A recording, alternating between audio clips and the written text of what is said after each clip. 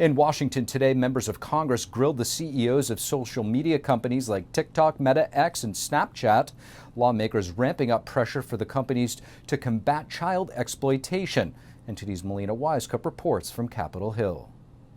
Concerns are mounting that social media platforms aren't doing enough to keep kids safe online. The bipartisan nature of this topic was on full display today. Usually at hearings, we see a lot of friction between Republicans and Democrats, but today all of this pressure was directed at the witnesses themselves. One example of this was when Senator Josh Hawley pressured the CEO of Meta, Mark Zuckerberg, to stand up and apologize to the families of the victims of child and drug trafficking.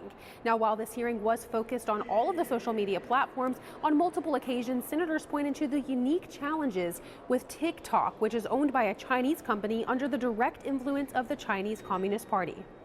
TikTok has become a, quote, platform of choice for predators to access, engage, and groom children for abuse. China-based employees of your company have repeatedly accessed non-public data of United States citizens. Why should you not be banned in the United States of America?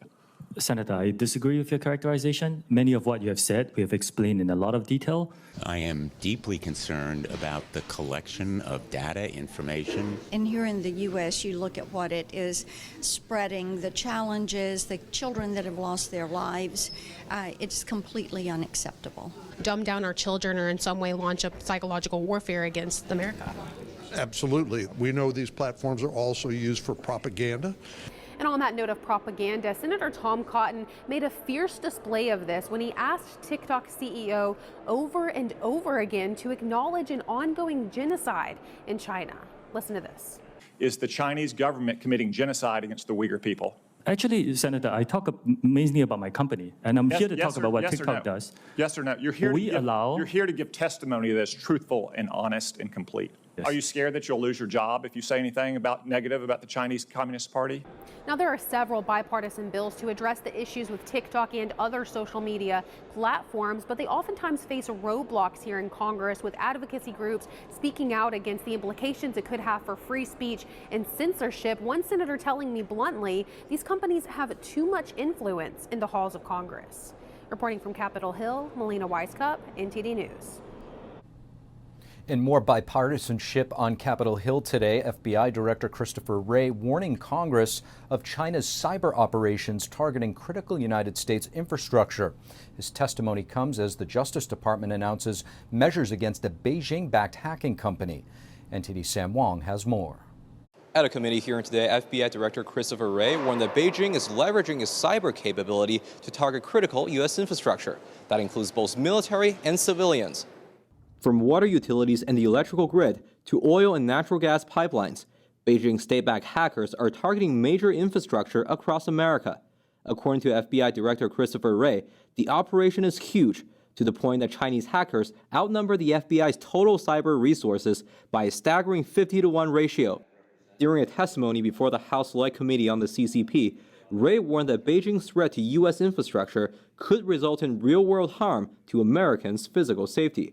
Steps China was taking, in other words, to find and prepare to destroy or degrade the civilian critical infrastructure that keeps us safe and prosperous. The hearing comes as the Justice Department announced it is disabling a China-backed hacking campaign codenamed Volt Typhoon. The group had attacked hundreds of office routers in order to access their data. In the face of rising cyber threats from the CCP, the committee's ranking member Raja Krishnamurthy vowed there would be repercussions. First, we will attribute it back to you if it's activated. Secondly, that could be an act of war. And third, we will respond decisively. In addition, lawmakers fear that Beijing's cyber campaign could compromise Washington's ability to help Taiwan, especially during a potential invasion by China. Some members of Congress told me we still have a long way ahead of us. Are you confident in our responsiveness and readiness when it comes to tackling Chinese cyber threats in the U.S., and how vulnerable are we at this point? We're very vulnerable. I think we have a good offense. I think we have good partnerships with foreign countries, but in terms of just securing our homeland and our domestic critical infrastructure, that's where I think we have a long way to go. This is going to be a persistent and chronic threat coming from the Chinese Communist Party for as long as any of us are around. Reporting from Capitol Hill, Sam Wong, NTD News. The 2024 International Religious Freedom Summit is underway in Washington, D.C., and House Speaker Mike Johnson was shedding light on the Chinese Communist Party's persecution of people of faith. Tibetan Buddhists and Falun Gong practitioners are placed in forced labor camps, and they have their organs harvested by the Chinese Communist Party. And at this moment, the U.S. has an opportunity and an obligation to prevent genocide and punish those who commit it. The House Speaker vowed to punish the CCP for its human rights abuses. Last year, the House overwhelmingly passed a bill to punish the CCP for its forced organ harvesting, targeting prisoners of conscience. Right now, a coalition of over 100 lawmakers, doctors, academics, and civil groups are also speaking out. They're calling on the United Nations to establish an international criminal tribunal to investigate the CCP's crimes of forced live organ harvesting. In 2019, an independent tribunal in London published their finding after a years-long investigation. It found that forced organ harvesting is indeed taking place in China on a significant scale. Detained Falun Gong practitioners were the main source of those organs. And the White House is now formally naming the Iranian proxy group that killed 3 American troops in a deadly drone attack. It's also vowing to retaliate without undermining talks to get hostages out of Gaza. Joining us now live is NTD's White House correspondent Iris Tao. Good evening to you, Iris. Tell us more about the latest details announced about the attacks on Sunday. Good evening to you, Steve. The White House on Wednesday formally blamed a group called Islamic Resistance in Iraq for the Sunday drone attack in Jordan that killed at least 3 U.S. service members and injured at least 40. Here's what the White House said. Watch.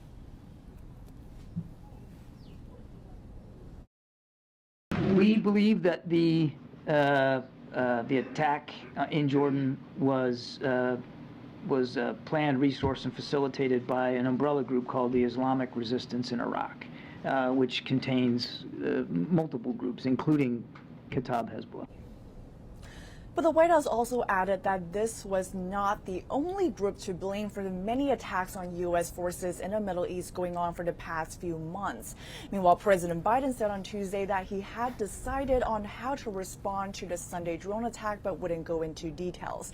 The White House saying on Wednesday there will be multiple phases to the U.S. counterattack, while adding that the upcoming retaliation should not impact ongoing efforts to get a deal to get more hostages out of Gaza. Steve.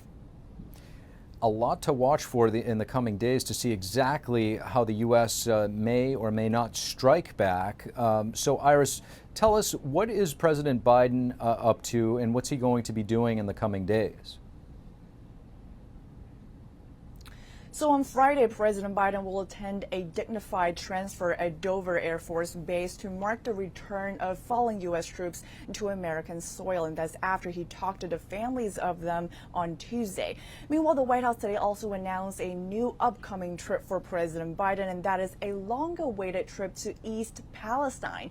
And President Biden promised to go there exactly about 1 year ago after a train derailment incident there causing a chemical spill in that region. But he waited until today, and the White House explaining why it took so long. Watch. We got an invitation from the mayor and community leaders to come, and very, very recently. He always said that when the time was right, it was the most helpful for him to be there. He was going. Meanwhile, former President Trump, who is Biden's 2024 main rival, criticized Biden's upcoming trip, saying today that it's a year too late and that is for only to develop political credibility. It is notable that Trump visited the region soon after the incident last February. Steve. NTD's Iris Tao reporting live from the White House. Thank you, Iris. And going deeper into the social media platforms as senators take aim at big tech companies over the online sexual exploitation of children. And 5 arrests after a group of young men violently attacked 2 New York City police officers near one of America's most famous tourist destinations. Are there suspects in the United States illegally? Thank you for watching the Capitol Report. If you want to see our full broadcast, check us out at epochtv.com.